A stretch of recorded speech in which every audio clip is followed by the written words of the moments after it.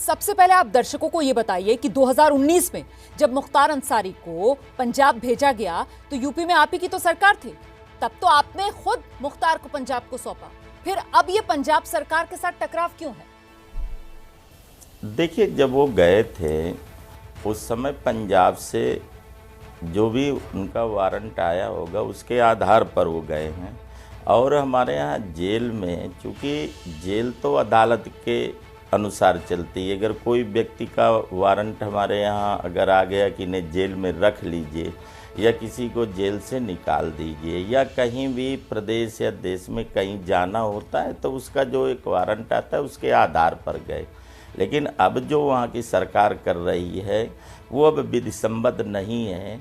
अब यहाँ पे ज़रूरत है, चूँकि उत्तर प्रदेश के अंदर उनके कई दर्जन मुकदमे हैं और उनको लेकर के है कई बार वार्तालाप वहाँ की सरकार से हो रहा है, उन्हें भेजना चाहिए यहाँ।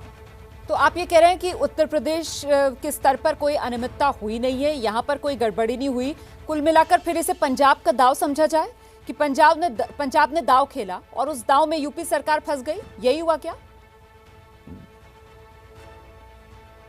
हाँ, देखिए, माफिया लोग जो हैं इनका बहुत बड़ा नेटवर्क है और जब से महाराज जी उत्तर प्रदेश की कमान संभाले तब से लगातार आप देख रही होंगी कि जितने अपराधी हैं प्रदेश में, इन पर जो भी कानूनी तरीके से शिकंजा कसा जा सकता है वो उस पर पूरा प्रयास किया जा रहा है। लेकिन इसी के कारण वहाँ पर उनका जो भी मुकदमा हो, मुझे पंजाब के मुकदमे के बारे में जानकारी नहीं है, उसके आधार पर वो आए और गए। आना और जाना देश भर में अपराधियों का आना जाना कहीं भी अगर दूसरे स्टेटों में आना जाना रहता है, लेकिन ये पहली बार हो रहा है कि 2 साल हो गए हैं लेकिन वो यहाँ नहीं आ पा रहे और वहाँ पर पंजाब सरकार का पूरा उन्हें बड़ा दस्त है और ये नहीं होना चाहिए। अगर अपराधियों का सरकार संरक्षण करेगी तो जनमानस में इसका ठीक नहीं रहता। सर, एक बात यह भी सामने निकल कर आ रही है कि साहब जिस तरीके से मुख्तार को लेकर उत्तर प्रदेश और पंजाब आमने सामने है, ये मामला दरअसल यूपी पंजाब नहीं, ये मामला दरअसल बीजेपी कांग्रेस का बन गया है और इसी वजह से दोनों सरकारों के लिए नाक की लड़ाई बन गया है क्या मुख्तार अंसारी का मुद्दा? देखिए, उत्तर प्रदेश के अंदर हमारी सरकार जिस तरीके से अपराधियों को, चूँकि हम जो भी सब सरकार में आए थे तो उसमें ये वादा किया था उत्तर प्रदेश की जनता से कि हम इसे अपराध मुक्त बनाएंगे और जितने अपराधी हैं इन अपराधियों को जो भी विधिसम्मत तरीका होगा उस कानून के तहत इन्हें सज़ा दिलाएंगे।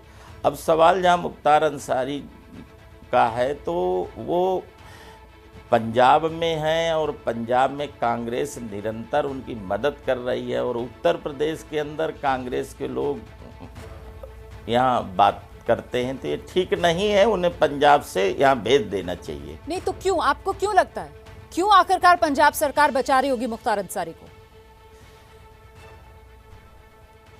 यहाँ कई दर्जन मुकदमे हैं उन पर और अब वो बचा रहे हैं ये तो वो वही जानते होंगे, लेकिन ये तो पूरी तरह से स्पष्ट है कि 2 साल के अंदर किसी अगर वारंट के तहत किसी तारीख पर वो गए थे, किसी मुकदमे के लिए गए थे तो उनको अपना मुकदमा और वो तारीख करके उन्हें वापस आ जाना चाहिए। और ये ऐसा अमूमन होता है हमारे, चाहे उत्तर प्रदेश पंजाब सरकार का वर्दस्त है मुख्तार अंसारी पर। अच्छा, जिस मामले में मुख्तार अंसारी को पंजाब पुलिस लेकर गई, जहां से मैंने बातचीत शुरू की थी कि जहां मतलब जिस मामले में वो लेकर गई उस मामले में तो आज तक चार्जशीट भी नहीं दाखिल की है पंजाब पुलिस ने। अच्छा, गजब की बात यह है कि मुख्तार अंसारी भी जमानत की मांग नहीं कर रहे हैं। अब पंजाब सरकार ये कह रही है कि साहब जो कुछ हो रहा है वो जेल मैनुअल के अकॉर्डिंग हो रहा है। हमारे यहाँ एक आरोपी है, वो जेल में है, अब अगर उसका स्वास्थ्य ठीक नहीं है तो जेल मैनुअल के हिसाब से हम उसमें कार्रवाई कर रहे हैं। इसमें क्यों हम पर आरोप लग रहे हैं कि हम बचाव कर रहे हैं मुख्तार अंसारी का? उसी जेल मैनुअल के तहत वो यहाँ से गए थे। अब यहाँ की भी अदालत में उनको ज़रूरत है, यहाँ भी उनकी तारीखें चलती हैं, यहाँ पे तारीख करके फिर पंजाब चले जाएं, कौन मना कर रहा है? उनके देश भर में, चाहे वो मध्य प्रदेश हो, उत्तर प्रदेश हो, बिहार हो, राजस्थान हो, जिस भी प्रदेश में किसी भी अपराधी के मुकदमे होते हैं वो जाते हैं और आते हैं। तमाम सारे लोग ऐसे हैं कि जिनके कई स्टेटों पे मुकदमे चलते हैं, लेकिन ऐसा तो नहीं हुआ कि अगर कोई गया तो वो वापस ही ना आवे। यहाँ तो उनके कई दर्जन मुकदमे हैं, वहाँ तो एक केवल मुकदमा है। जी, पंजाब सरकार की तरफ से कहा जा रहा है, उनके वकील कह रहे हैं कि साहब ये जो मुकदमे हैं मुख्तार अंसारी पर, ये तो 15-20 साल पुराने मुकदमे हैं। ये अचानक जो सक्रियता यूपी सरकार लेकर आई है, योगी सरकार लेकर आई है कि नहीं वापस लेकर आएंगे हम तो मुख्तार अंसारी को उत्तर प्रदेश में, क्या ये वीडियो कॉन्फ्रेंसिंग के जरिए नहीं हो सकते हैं?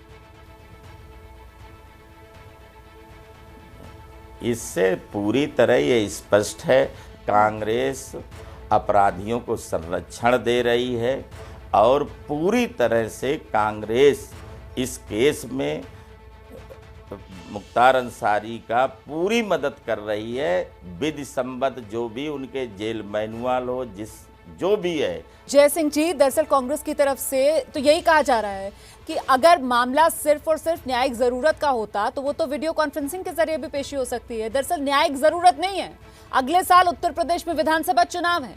ऐसे में यूपी सरकार को राजनीतिक जरूरत ज्यादा है मुख्तार अंसारी की, इस वजह से सुप्रीम कोर्ट का दरवाजा यूपी सरकार की तरफ से खटखटाया गया है क्या सर?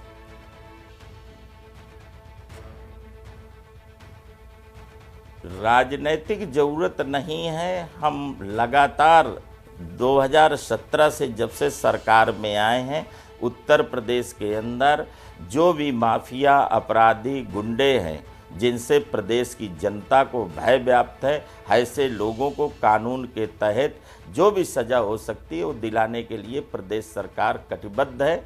और हमने जनता से ये बात का वादा भी किया था कि हम उत्तर प्रदेश के अंदर भय मुक्त समाज बनाएंगे। मुख्तार अंसारी पूरी तरह से समाज के अंदर भय व्याप्त करते हैं, इनके लोग भय व्याप्त करते हैं और ये प्रदेश के अंदर जो भी घटनाएं, आपराधिक घटनाएं होती हैं उनके लिए संलिप्त रहते हैं। इसलिए इन्हें अदालत के द्वारा जो भी सजा हो वो मिलनी चाहिए।